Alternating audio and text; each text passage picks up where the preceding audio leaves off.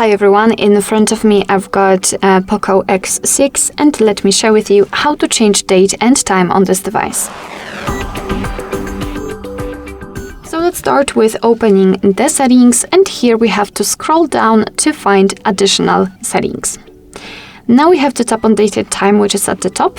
And as you can see here, we've got some options which are currently inactive, so really we cannot tap on them and set anything manually because we are using, of course, automatic options. So first of all, we have to turn off both of those options or even three of them.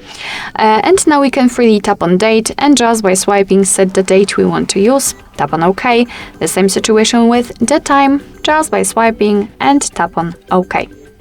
We can also select the time zone, so just tap on it, tap on the region, and here we've been transferred to the full list of available ones, so just find yours and tap on it. So let me randomly pick this one.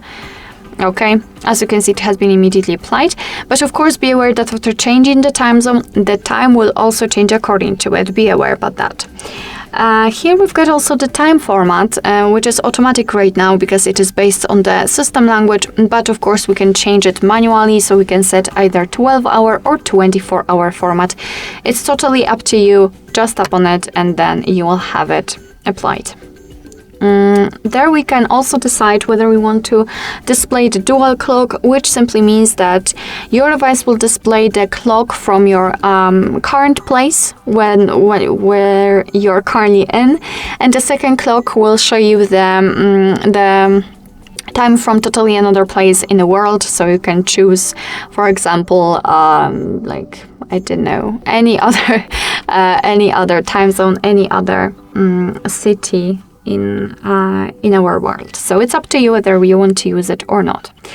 Of course, if you want to, you can go back to all previous settings, so the automatic options, just by using those three switchers. Okay, so the location is needed. I don't want to do that, so let me just set the time zone automatically and set time automatically.